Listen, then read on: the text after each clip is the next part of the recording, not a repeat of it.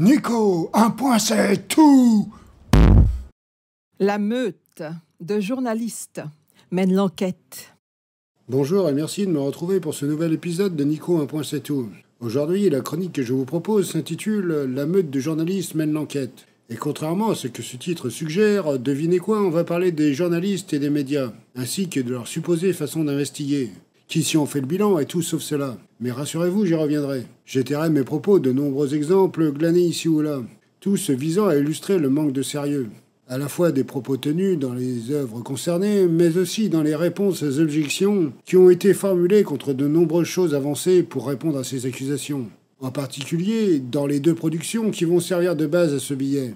Force est de le constater, il a beaucoup été question dernièrement de journalistes et de journalisme, ainsi que leurs pseudo-travaux par la même occasion. Cela peut se comprendre fort aisément dans la mesure où les sorties respectives du documentaire à charge nommé Complément d'enquête, ainsi que le non moins à charge livre appelé La Meute, ont tous deux résulté en une sorte de tournée des grands-ducs médiatiques, où divers types d'intervenants ont défilé pour entretenir les apparences de quelque chose qui s'apparenterait à autre chose que de la propagande. Bien généreusement, cela va sans dire. Faisant passer le contenu de manière plus qu'ambitieuse pour du travail ou encore des recherches, non sans biais. Mais ça, elle ne se sentait pas de vous le mentionner, hein. Le tout, nul besoin de le préciser, sans aucune contradiction telle qu'elle soit. D'où que ce soit non plus. A fortiori parmi les acteurs de la scène médiatique. Alors que les enquêteurs, à la petite semaine, sont venus visser leur derrière dans un nombre incalculable d'émissions et truster les plateaux pendant des jours et des jours. Jusqu'aux plus établis et renommés des présentateurs ou éditocrates, personne n'a rien dit. Nous confirmant de notre idée que le classement dont la France a été affublée est tout sauf immérité, et que le positionnement de nos médias derrière des pays aussi exotiques que pas forcément réputés pour la qualité et la neutralité de l'information qui y règne, n'a, en fin de compte, rien d'usurpé. Pour la touche d'humour, on pourrait le dire de manière exaltée. « Personne n'a rien dit! Personne n'a rien dit !» Bon, cela c'était pour m'assurer que vous vous laissiez pas aller au son de ma voix et mon ton monocorde. Bisous à mes plus grands fans qui me laissent des messages qui transpirent d'amour et qui aiment tant mon style et mon travail. Mort de rire. Plus sérieusement, pas une voix en provenance du paysage du PAF pour jouer le bad cop, comme on dit. C'était assurément trop demandé de ce qu'on perçoit. L'opportunité était sans doute trop belle d'atteindre un des objectifs dressés depuis plusieurs années maintenant. À moindre frais, sans trop se fouler non plus. En tout cas, une tournée qui nous a vu abreuver d'insanité déversée en direction de devinez qui ? Roulement de tambour, suspense insoutenable, voire à son paroxysme. La France insoumise, bien sûr. Comme dirait l'autre, who else ? D'ailleurs, j'en profite pour introduire un autre de mes podcasts que j'ai nommé La FI seule et contre tous, et qui sera sûrement le hors-série numéro 10, à vérifier. Mais qui assurément sera posté dans les semaines qui viennent. Retour au fil conducteur. Comme dirait Jamil, wouh, auto-promo, auto-promo. Et que tout le dispositif mis en place n'est pas sans nous interpeller sur les dérives du système en question, ainsi que les faux-semblants et les hypocrisies notoires qui tournent autour du petit monde de l'information de plateau, ou encore sur comment l'information, a fortiori aux mains du privé, est déployée à des fins d'instrumentalisation politique, pour ne pas dire politicienne. Surtout que certains, hors de la sphère médiatique, ont saisi la perche qui leur a été tendue avec délice et bonheur, se croyant plus malins que la moyenne et pensant tirer profit de cette vile manœuvre. Et également ont cru bienvenu de venir hurler avec les loups. « Coucou, ça va Fabien ?» Comme dirait Jamil, « Donne des news, man !» On notera, entre autres choses, au cours de cette chronique, comment ceux qui se drapent dans les oripeaux de contre-pouvoir ne sont rien de cela. Comment les médias tentent de nous faire passer des vessies pour des lanternes, pour le dire de manière triviale. Ou encore, comment ceux qui prétendent très ambitieusement, je cite, mener l'enquête, sont, le plus souvent, aux antipodes de leur dire avec leur manière de faire. Des méthodes peu ragoûtantes. Certains de ces journalistes, entre très gros guillemets, se sont appliqués à nous dépeindre le système mafieux de la France insoumise pour prendre leurs termes ou insinuations, en fonction des cas de figure. Ce dont on ne peut définitivement pas les accuser, eux, dans la mesure où, de ce que j'en sais, la famille est un élément sacré pour la mafia, et qu'il y régnerait une forme de code d'honneur. Or, autant de choses étrangères à la profession de ce que j'en observe. Dans les médias, ce qui prime, c'est la corporation, ainsi que l'esprit de corps qui va de pair. Aussi, parmi les nombreuses méthodes tout à fait scandaleuses mises en œuvre par les gratte-papiers qui ont produit cette bouse, qu'est la meute, par exemple, on a constaté comment ces personnes n'ont surtout pas hésité à mettre les familles ou enfants en avant. Ce qui est tout aussi dégoûtant que gratuit, dans la mesure où on perçoit plus que difficilement comment les éléments convoqués sont supposés nous informer sur ce qui se passe à la France insoumise. En particulier si, comme ils le prétendent en tout cas, ils escomptent démontrer des dérives systémiques ou encore un fonctionnement clanique. On ne voit alors résolument pas ce que les familles et enfants ont à voir là-dedans. Ceux-ci plaçant leur production dans autre chose que de l'enquête, mais plutôt du contenu type gala et autres paplards au style ordurier, à vocation sensationnaliste mais pas informationnelle. Notons également qu'à en juger par le comportement moutonnier de la corporation et sa capacité à faire bloc, du moins concernant les médias mainstream, il est véritablement cocasse de leur part de chercher à nous faire passer la FI comme clanique, ou pire encore, comme une secte. Audière et sa formule se rappellent à notre bon souvenir. On pourrait se dire que bon voilà, ce genre de procédé est une maladresse de leur part et que le résultat n'est pas celui qu'ils espéraient forcément obtenir. Oui mais voilà, on n'a pas un seul cas uniquement, mais au moins deux, et qui ont été répertoriés et remontés. Nous ne sommes pas à l'abri qu'il en existe d'autres. Peu importe le nombre, il y a récurrence. Chacun des deux cas ont provoqué l'indignation des concernés. Aussi, comme par hasard, toutes deux des femmes. Coïncidence peut-être à les savoir. Mais en tout cas, les intéressés qui subissent les affres sont des femmes. Pas de bol, hein. C'est la double peine, comme on dit. Non seulement on vous explique comment vous appartenez à un mouvement horriblissime, avec ce que cela sous-entend de vos propres valeurs intrinsèques, mais on expose vos familles et situations personnelles en prime. Il reste toujours à déterminer ce que les éléments qui y paraissent sont censés prouver. C'est une autre histoire dont on ne connaîtra pas le fin mot puisque, évidemment, personne ne se sera penché sur la question, que personne n'aura cru bon de s'enquérir de ce type d'informations, sujet n'intéressant pas les sphères médiatiques comme on pouvait s'y attendre. Ce qui m'échappe complètement, je l'avoue volontiers. Cependant, ce qu'on a bien identifié, c'est que, comme Bruno Gassio le dit de manière humoristique, ils ont sorti le ventilo à merde à des fins d'éclaboussement général, ce qui semble la finalité de l'opération. On voit difficilement quel autre but est apporté sinon. Pour en revenir à ces deux personnes qui ont essuyé ce procédé, une d'entre elles a insisté sur le fait qu'elle avait eu un des deux auteurs au téléphone, et que celui-ci n'avait pas estimé cohérent, visiblement, de lui poser les questions la concernant, et concernant sa vie familiale et privée, et qu'ils avaient visiblement l'intention d'aborder ces questions intimes dans leur pseudo-enquête, que les auteurs se sont donné le loisir d'exposer, sans son consentement au préalable, de ce que j'en déduis. Sans vérification des faits, avant coup non plus. Et cerise sur le gâteau, au bout du bout, pour sortir des choses factuellement fausses. Ce qui, au-delà de poser des problèmes et des questions, spécialement en matière d'éthique, est vraiment une aberration complète.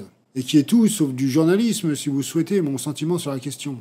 Par ailleurs, Caroline Fiat, contrairement à Aurélie Trouvet, est revenue, via le stream Prune Bourbon, sur cette histoire. Ainsi que sur les assertions des deux compères auteurs de ce torche-cul truffé d'erreurs et d'inexactitudes, etc. Entre autres biais, dont certains qui nous amènent à nous interroger sur la pseudo-non-intentionnalité des inepties qui y sont contenues, mais qui, assurément, en disent long sur l'énorme problème de méthode journalistique. Une fois encore, méthode journalistique entre très gros guillemets. Aurélie n'a fait que déplorer la façon d'agir sans s'étendre sur le sujet. Est-ce vraiment un bienfait? Je n'en sais rien, mais c'est sa décision, et elle lui appartient. Cela préserve sûrement ses proches par rapport à tous ceux qui auront la bonne idée de se contrefoutre du contenu de ce truc avec autant de pages que d'inepties ou vice-versa. Caroline a été nettement plus vocale et n'a pas gardé sa langue dans sa poche. Elle a balancé les dossiers et tout fait pour établir la vérité. D'ailleurs, si vous me permettez d'agrémenter mon propos avec une réflexion, il est assez inconcevable de voir l'ancienne députée de Moselle mentir concernant sa situation. En particulier dès lors qu'elle est si facilement vérifiable. Que, par-dessus le marché, on voit mal ce qu'elle aurait à y gagner. Spécialement alors qu'elle a été impactée par les sorties lunaires qui jonchent cette production qui ne l'est pas moins. Quand, dans le même temps, évidemment, toute altérité de la vérité, elle, faite sciemment ou non, paraîtrait nettement plus profitable pour les auteurs. Apportant de l'eau à leur moulin, des billes pour leur démonstration, aussi fait que celle-ci puisse-t-elle être. Plus spécifiquement, compte tenu de ce qui semble motiver la création d'une telle œuvre. On attend toujours que les chantres de la vérification du bon fonctionnement des formations politiques effectuent un travail équivalent pour les autres formations, à commencer par celle de la gauche molle, voire de la droite qui est reliée aux structures dans lesquelles ils turbinent, en espérant, nul besoin de le préciser, qu'ils élargissent leur démarche dans la foulée aux structures dans lesquelles ils travaillent, afin de nous démontrer que ces si bonnes intentions qui les animent ne se bornent pas à un secteur, ne soient pas juste le fruit d'un désir de vendetta contre notre mouvement spécifiquement. Je parlais précédemment de ces choses qui posent problème de par leur répétition, et qui confirment que nous ne sommes pas dans un raté, une simple erreur de méthode ou autre, en somme au détour du propos. mais dans quelque chose de plus grave. Je mentionnais justement l'utilisation des familles à des fins de propagande, ce qui n'est pas glorieux et a été effectué à plusieurs reprises. Cependant, précisément, cette répétition de biais s'est vue répétée avec le fait de contacter des gens et de ne pas leur demander leur version des faits, et ce concernant des choses dans lesquelles ils sont directement impliqués, dans lesquelles ils feraient logiquement office d'autorité. Disons les choses tout de go. Cela a vraiment donné lieu à des dingueries en bonne et due forme, en dernier recours. On a vu une Caroline Fiat très remontée, pour ne pas dire choquée et indignée, marteler le fait que seules 2 phrases lui ont été consacrées tout du long du bouquin, et qu'elle avait pu dénombrer 4 erreurs dans cette vague incise la concernant. Elle était outrée, par ailleurs, parce que les 2 rigolos ont osé affirmer. Et désormais, elle exige des excuses des auteurs par rapport aux sorties mensongères qui ont été les leurs. À son endroit, si possible, mais à minima en direction de son époux, sur lequel ils ont déblatéré et raconté n'importe quoi.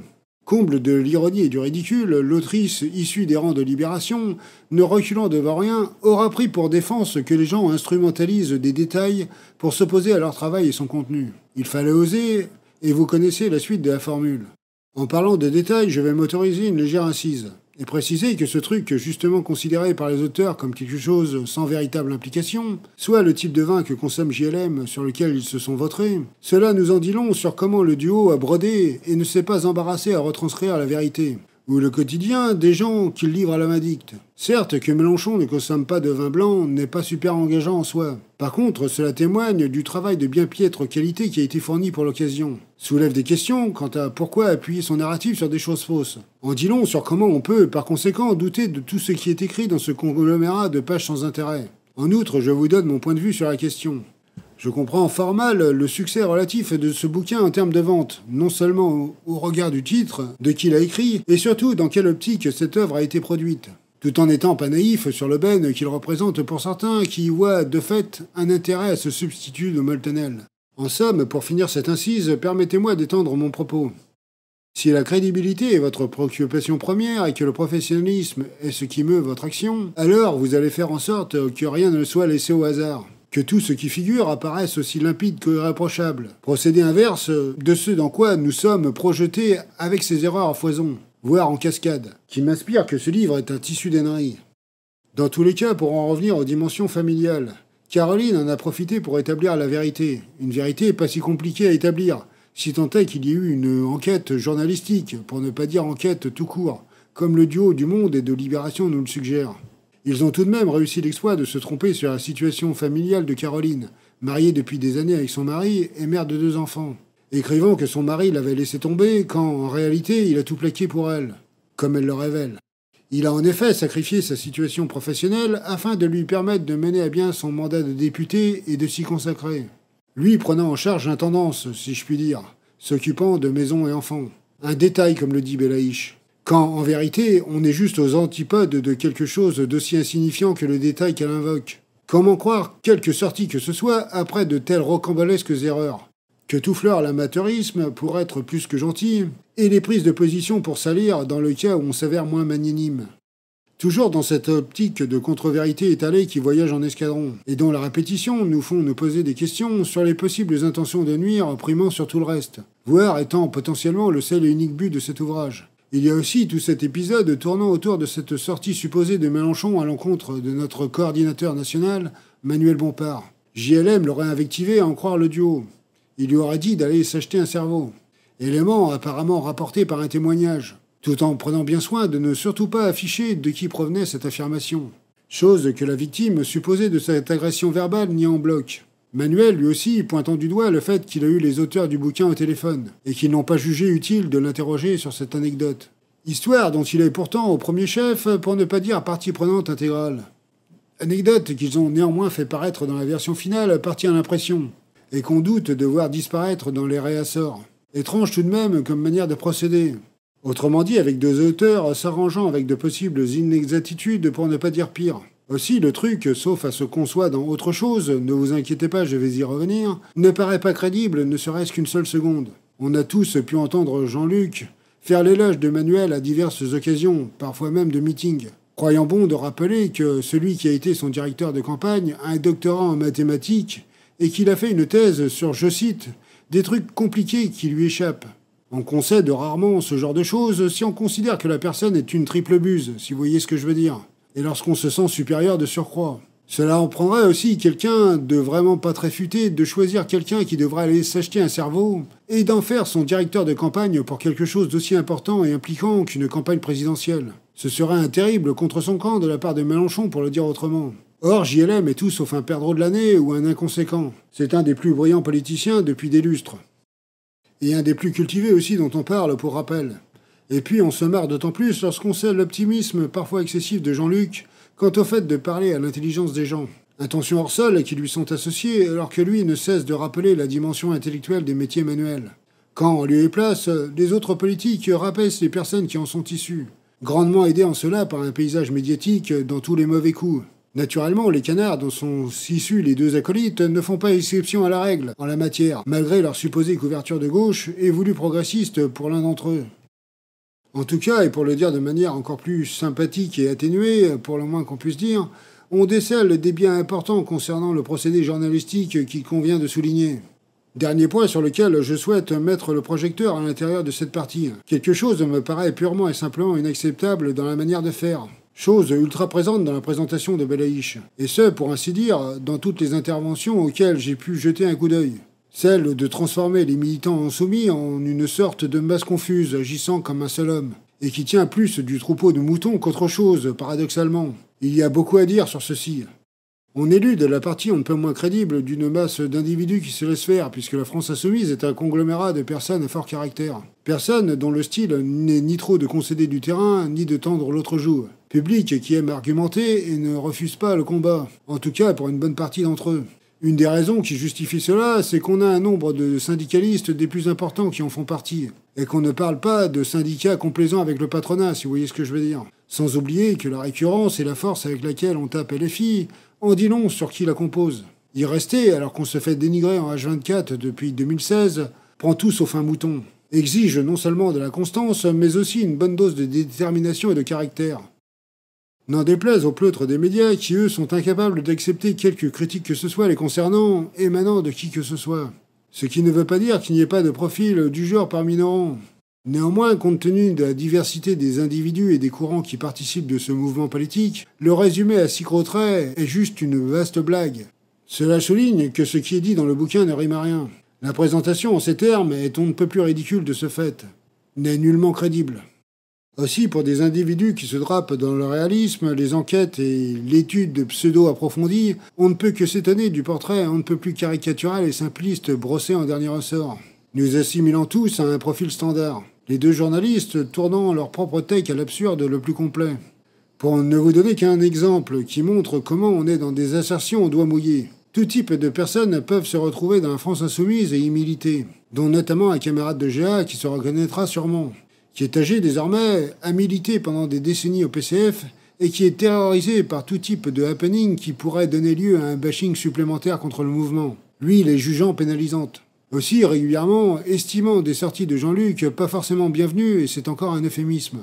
Car devinez quoi, des fois on l'entend pester contre le leader Maximo. Et moi-même que ce camarade juge comme un militant radical trop vénère à son goût.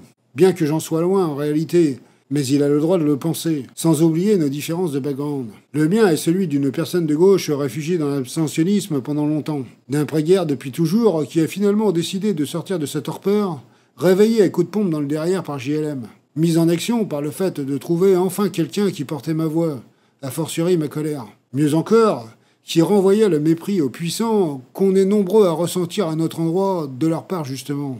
Contrairement à ce camarade, je ne refuse ni n'ai peur d'aucune conflictualité.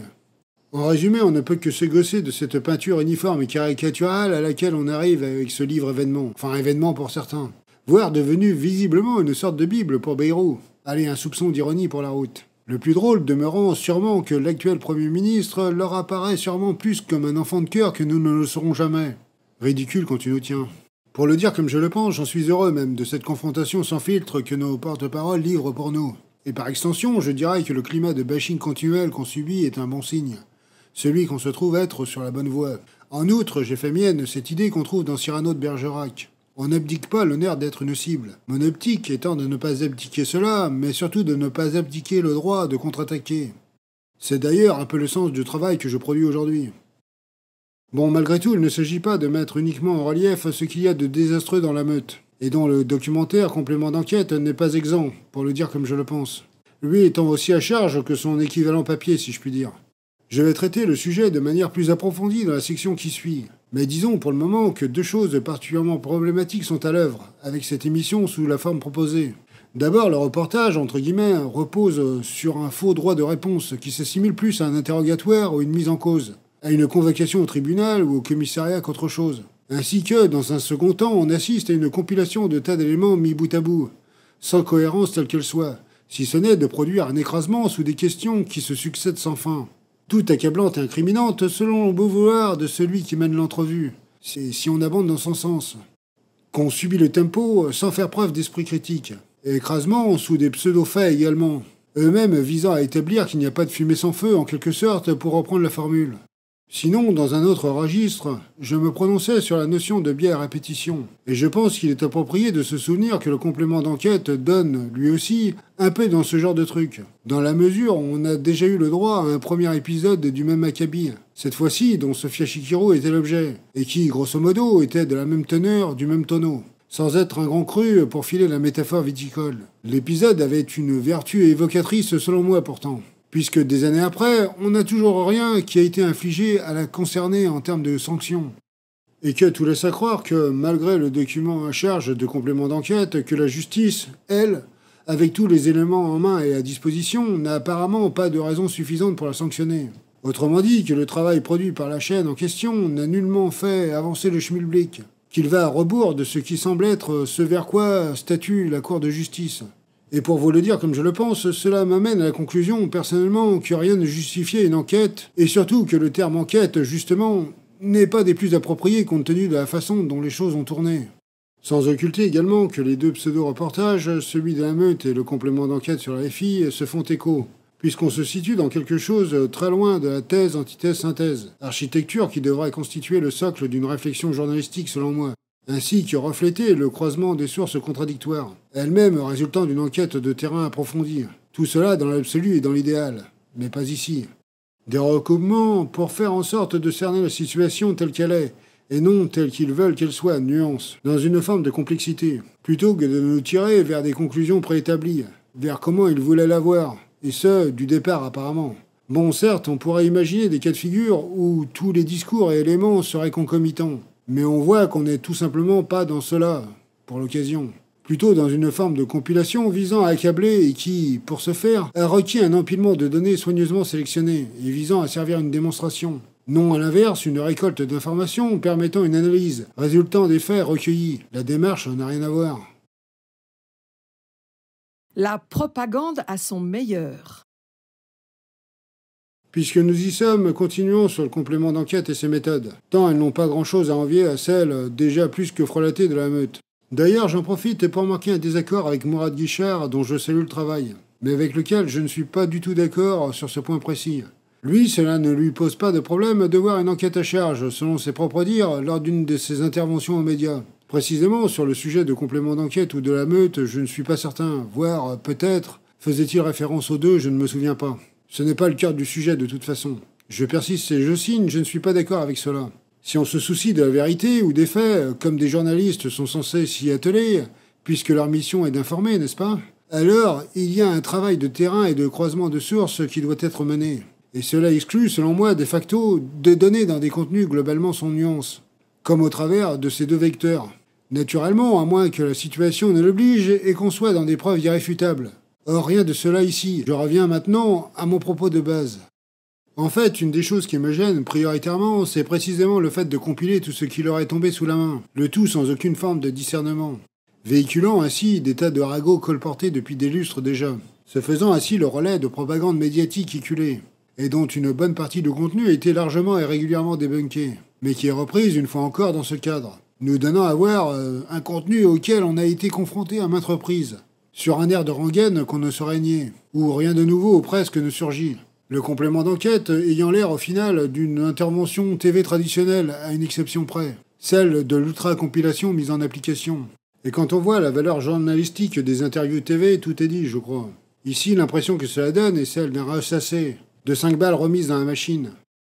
Nous intimons qu'on est, in fine, dans ce qui semble être une manière de faire récurrente des médias, ni plus ni moins, un élément massif de propagande, à savoir d'utiliser leur force de frappe, leur capacité à réitérer des informations fausses ou non fondées, et finalement à mener leurs auditeurs à ce qu'ils souhaitent faire dire aux choses mises en exergue. Ceci via un matraquage incessant, un pilonnage. Indistinctement, information réelle ou fake news intégrale, tout est régi de la même façon, quand bien même tout le battage soit bâti sur un château de cartes. J'en prends pour preuve que toutes les sauces dans lesquelles la FI s'est retrouvée impliquée ont été mises sur le tapis, bout à bout, que l'affaire Chikirou a été invoquée et qu'on attend toujours des suites, que le présentateur a évoqué des tas de sorties de JLM en particulier, supposément problématiques sur lesquelles tout le monde a déjà dû s'expliquer. Tous, les intéressés en premier chef, ayant dû répondre aux injonctions des pères la morale des plateaux, et dont la morale trouve ses limites à la réception d'élus de gauche qui se tiennent debout. Quand les droiteurs, eux, ont le droit à une réception avec trémolo dans la voix et pétillement dans les yeux. Voir la fameuse scène de la malle. « Coucou Salamé, tu passeras le bonjour à ce bon vieux Carlos, hein ?» En fait, ce qui est vraiment à noter ici, c'est que le système médiatique utilise sa technique de frappe la plus traditionnelle. Elle met en place un effet grossissant grâce à la masse d'injonctions qu'elle parvient à mettre en œuvre. À défaut de loupe pour glaner des indices, on a bien un effet loupe, un miroir grossissant, des plus orientés par contre. Sur le même modèle que les informations qui n'ont rien de véridique ou de démontré, qui sont des déformations ou interprétations à la sauce des éditocrates, mais qui, répétées à l'envi, sur un ton sérieux, par des gens qui se donnent des airs, prennent une toute autre tournure, et finissent par faire leur petit bonhomme de chemin dans les consciences des uns et des autres, insidieusement, jusqu'à ce que cette sorte de bulle éclate et que les gens réalisent comment la pseudo-neutralité de ces acteurs est une tromperie. Soit, autrement, finissent par intérioriser les discours ambiants, aussi déconnectés soient-ils. Une succession d'énoncés sans aucune démonstration. À cet égard, je dois dire qu'on n'est pas logé à la même enseigne entre la meute et le complément d'enquête. Le reportage TV, lui, confronte les personnes à des dires les concernant ou en rapport avec d'autres membres de la France insoumise, en fonction de leur interlocuteur. En l'occurrence, c'est Mathilde Panot qui s'y est collée. Ce qui ne constitue pas un procédé sans faille, ou contre lequel on n'a aucun reproche à formuler. En revanche, on dispose tout de même d'une sorte de contradictoire, qui se rapproche un peu d'une méthode plus saine malgré tout, je trouve. Seule la manière dont ce contradictoire est mené pose problème, en fait. Son ton inquisitoire. Bien que les différents représentants n'aient jamais rechigné à répondre aux questions sur les polémiques. Ces dernières, le plus clair du temps, montées de toutes pièces, donc de facto facilement objectables. Poussons aussi notre observation un chouïa plus loin. Le présentateur a cru bon de rabattre plusieurs fois le fait que Mélenchon n'avait pas cru nécessaire de venir s'expliquer en personne, sous-entendant qu'il a envoyé certains de ses lieutenants, ou bien qu'il se serait défilé, ce qui semble parler, selon lui, en faveur de ce qu'il a produit.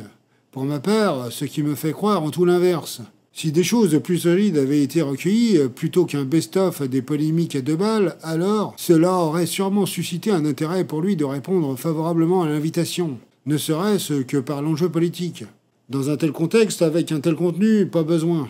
Il a sûrement préféré opter pour la formule de Manuel Bompard, faire et laisser braire. On connaît suffisamment Mélenchon pour le savoir, ne reculant pas devant la véracité. En témoignent toutes ses interventions dans les écoles de commerce, son face-à-face contre Zemmour, et les innombrables plateaux avec jusqu'à des 7 contre 1 qu'il a subis des années durant.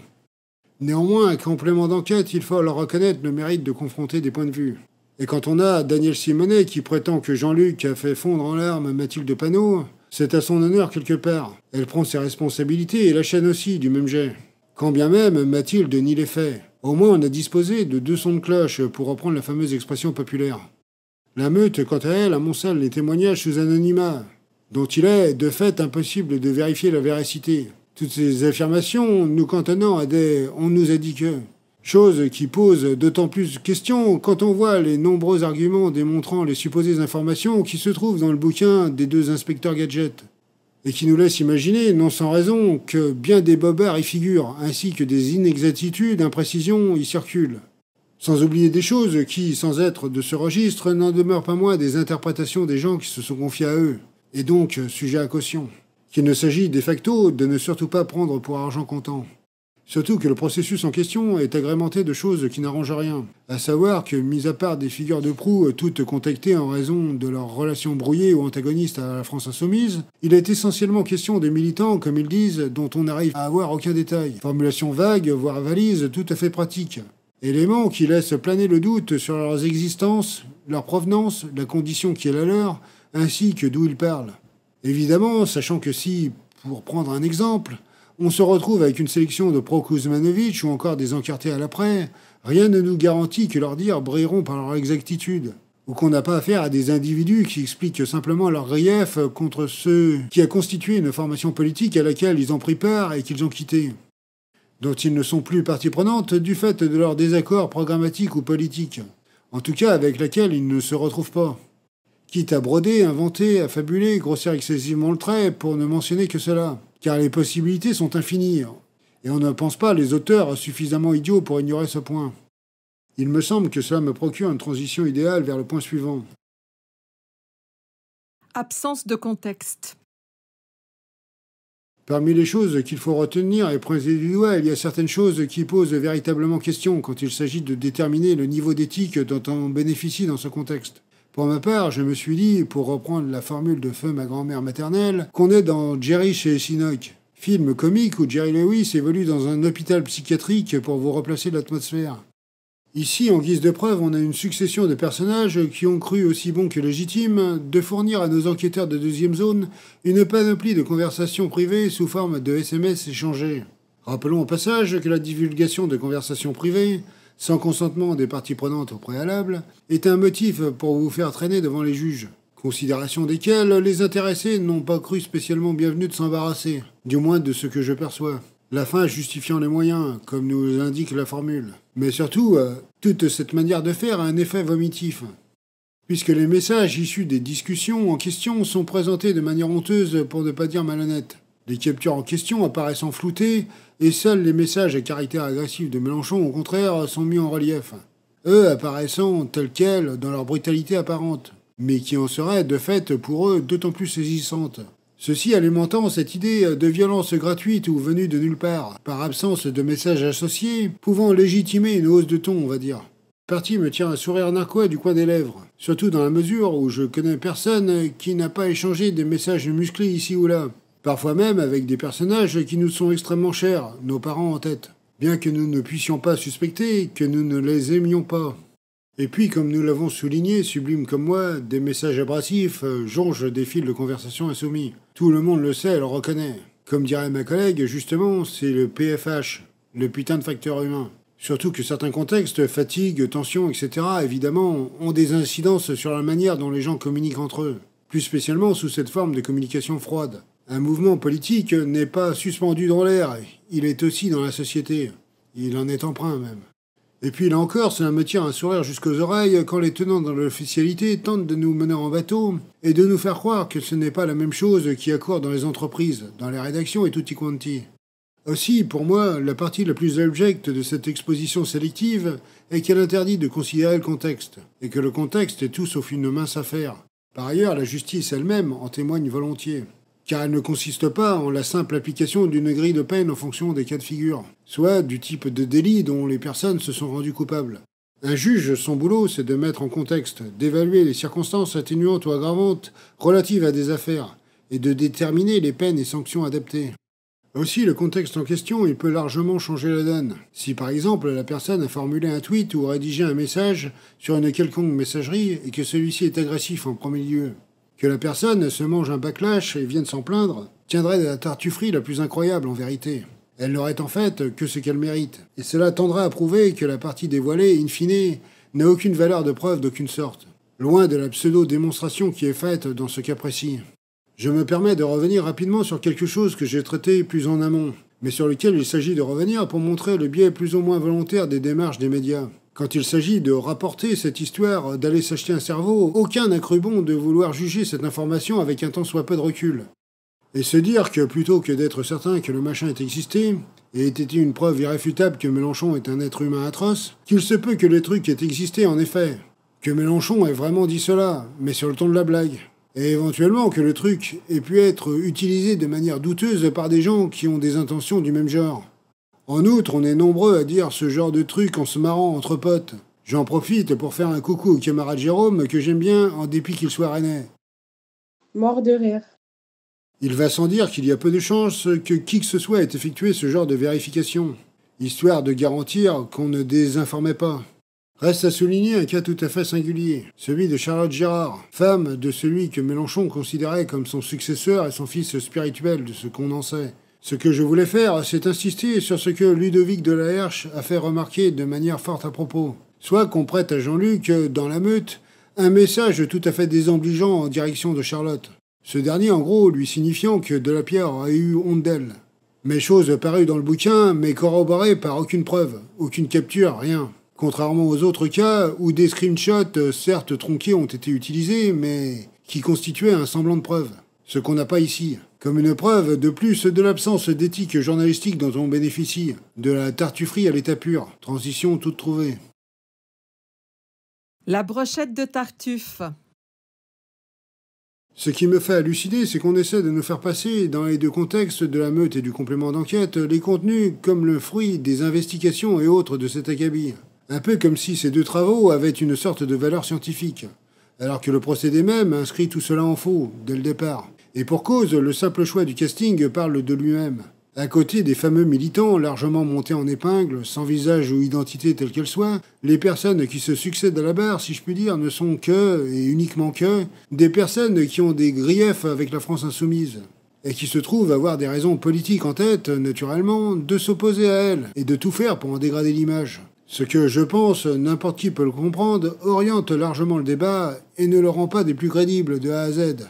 Voir, entre autres choses, les génies de la presse se mettre en rang d'oignon et défiler chacun leur tour dans chacune des deux productions est parfaitement éclairant sur l'effet que cela produit, ainsi qu'en premier lieu sur les intentions recherchées. Surtout si on imbrique les multiples paramètres problématiques des deux méthodes, ou qu'on les met les unes à la suite des autres. Pour illustrer mon propos, quoi de mieux que de mettre les cas Simonet, Corbière et Garrido en avant. Pour ce qui est de Simonet, elle est partie prenante des deux pseudo-reportages. Et si elle y figure, ce n'est pas sans raison. Elle a quitté en mauvais termes avec la FI. Après avoir comploté dans le dos de son mouvement supposé, comme en témoigne le journal officiel. Elle fournit des captures de SMS dont seule une partie est mise en relief, et dont le contexte est absent. La pertinence des faits dans un tel contexte, cela coule de source, n'est pas optimale. Elle parle de situations qui ne sont ni vérifiables, ni corroborées par qui que ce soit d'autre. Pire, qui sont démenties par les intéressés. Sans oublier que, même si tout cela était véridique, malgré tout, ça ne prouverait rien pour autant. C'est sur ce genre de témoignages que se basent ces enquêtes de pacotille. Des coquilles qui, pour des tas de raisons, peuvent s'avérer complètement vides. Pour Corbière, on n'est pas dans quelque chose de plus réjouissant, si je puis dire. Pour ne pas dire dans quelque chose de plus accablant encore. Lui aussi, tout comme Garrido et Simonet, a créé une structure dans le dos de tous. Et a cherché à se faire élire sur un slot et sous bannière insoumise, tout en ayant décidé de siéger dans un autre groupe que celui de la FI une fois élu. Ce qui établit un état des lieux d'une mentalité, je crois que vous me le concéderez. Lui qui n'a eu de cesse d'instrumentaliser chaque truc qui a pu lui tomber sous la main pour taper LFI, ou Mélenchon, pour ne pas dire les salir. L'épisode de l'affiche avec Hanouna parle plus que de 1000 mots. Il a tenté de faire croire qu'on ne pouvait pas ne pas savoir.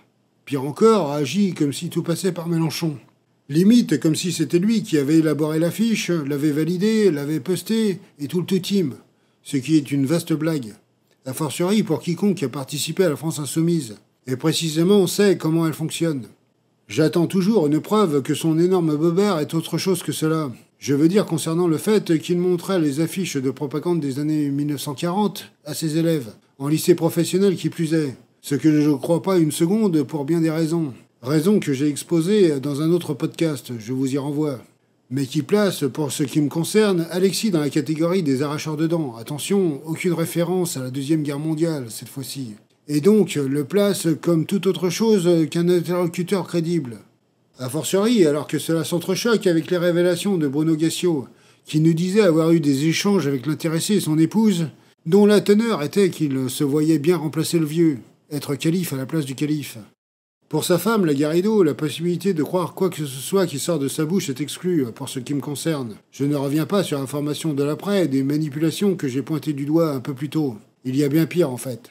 Quand on sait que cette dernière nous a affirmé, sans trembler ou sourciller, qui plus est, que Mélenchon ne s'est jamais intéressé à la Palestine, que des dizaines et des dizaines de vidéos sortaient dans les minutes qui suivaient pour montrer la tartufferie de la sortie. Tartufferie nommée comme telle, même si cela s'apparente plutôt à mentir sciemment et salement, compte tenu du fait qu'elle soit issue des rangs du parti de gauche, et qu'elle est censée ne rien ignorer de ce fait. Que celle-ci fait la tournée des plateaux depuis des lustres pour débiner Mélenchon et les filles, en tout lieu et toutes circonstances. Et que la lumière à laquelle elle est accro, visiblement, ne lui est permise que par l'appétence insatiable des médias à accueillir des personnes venant d'églutir sur son ancien groupe et son candidat. En parlant de médias, la crédibilité des dires de la fameuse Raquel en prend un sacré coup quand on sait qu'elle a osé écrire un livre intitulé, je cite, « Manuel de guérilla médiatique », et que la native de Valparaiso court sur les plateaux pour s'y faire adouber, et vaguement y jouer des cautions de gauche. Pour clôturer cette section, et ne pas faire un focus démesuré sur ce personnage, à qui ce serait faire un grand honneur, je dirais qu'elle a enseveli sa crédibilité dans ce fameux footage, où on la voit suivre JLM à la trace, afin de jouer les faillots et de capter un peu de lumière. Conclusion. Pour ce qui est de la meute, un des éléments d'autorité avancés, c'est celui du nombre de témoignages sur lesquels s'appuie cette parution. Oui, mais voilà, c'est l'écume des choses, en fait. Et cela, mis en regard avec le reste, nous démontre combien l'enquête, si tant est qu'on estime que tout ce qui y figure est vrai, ne pourrait montrer qu'un épiphénomène. Quand on sait que le mouvement a compté, au bas mot, près de 400 000 personnes, les 200 individus font pas le figure, apparaissent comme un grain de sable, quelque chose à la marge. A fortiori, si on évalue cela à l'aune des mouvements perpétuels de départ et arrivée au fur et à mesure du temps, et que la masse des gens est, comme cela peut se comprendre, plus conséquente encore. Aussi, puisque le nombre est censé être un facteur déterminant, selon le nombre de personnes qui se sont penchées sur le bouquin, on retrouve en gros une trentaine d'individus identifiés. L'interview de David Dufresne dans Au Poste est tout à fait éclairant en ce sens, et la défense des auteurs véritablement pas convaincante. Eux estiment que c'est plus de 100, alors que personne n'en décèle autant. Quoi qu'il en soit, pour en revenir à nos 30 exceptions, il s'agit de tous ceux qui ont été super vocaux contre le mouvement et son créateur. Des déçus de tout poil, des opportunistes dessaisis de leurs privilèges, etc. Ce qui représente un socle des plus fragiles. Et vraiment pas crédible, pour le moins qu'on puisse dire. Je pense qu'on peut s'accorder sur ce point. Le plus hilarant demeurant tout de même que ces deux auteurs, qui n'estiment pas aller trop loin dans le foutage de gueule et le mépris des lecteurs, simulent d'avoir écrit ce torchon pour aider la gauche. Du moins en croire leur déclaration au poste de David Dufresne. Ainsi que pour faire en sorte de donner une voix aux opprimés insoumis de l'intérieur et d'aider tout le monde à faire mieux. Message de toute fin du bouquin. Vous voyez un peu le niveau. Ces deux individus oubliant simplement que le net a ses vertus en dépit d'avoir ses défauts. Soit que pas grand-chose ne s'efface, et qu'on a bien pu constater les innombrables vacheries dites sur FI et Mélenchon à chaque occasion. Mais attention, pas de livre à charge quand on les écoute, et encore moins d'intention de le faire. Pété de rire. Permettez-moi aussi une observation en aparté. Vous pensez peut-être que j'ai été moins magnanime envers Belaïch ou plus vocal contre elle. Le fait est que si son co-auteur a d'un côté des réponses un peu ironiques irritantes de ce fait, qu'il s'est globalement montré plus mesuré au moins outrancier. Vous choisirez la formulation qui vous sied le mieux. Aussi, lui est de droite, ne se dit ni n'est relié supposément à la gauche de quelque manière que ce soit, ce qui inscrit l'opposition dans autre chose, dans quelque chose de plus idéologiquement antagoniste qui se comprend, fin d'aparté. Le complément d'enquête dans un tel contexte nous paraît moins grossier et caricatural que la meute, ce qui est un monde, si je puis dire. Il revêt d'une évidente intention de mettre la France insoumise sur le grill. Mais on se contentera de cette maigre pitance, lui au moins aura été un peu plus dans les règles supposées de l'art avec un semblant de contradictoire et une parole donnée à la défense. Après, il vaut mieux ne pas se voiler la face. Le traitement de la pseudo-information, dans les deux cas, en dit très long sur le niveau de propagande auquel on est confronté dans les médias, et à quel point le système médiatique est dans un lâcher-prise complet de nos jours, voire incommensurable. Sur combien il est grand temps d'agir pour faire en sorte qu'on se rapproche de la vocation informationnelle de ces organes plutôt que ce que les milliardaires en ont fait, avec tout ce que cela implique en matière de dérive, et qui nous classe au-delà de la 35e place, dans une configuration qui se dégrade à mesure que la concentration s'accentue et que de 9 milliardaires, on soit passé à 7, qui continuent à truster 90% des médias. Pour résumer de manière ramassée, dans cet environnement, pour des enquêtes dignes de ce nom, on peut toujours se brosser. Et ce n'est pas l'un comme l'autre de ces reportages qui ne viendra démentir quoi que ce soit. Rendez-vous au prochain épisode. N'oubliez pas de liker, de vous abonner à la chaîne et d'activer les notifications. Pour ma part, je vous donne rendez-vous bientôt avec un nouvel épisode de Nico 1.c'est tout. Merci de votre attention. Un grand merci à mes camarades Alia et Sublime pour m'avoir prêté leur voix et avoir donné davantage de relief à cette production. Allez, à bientôt.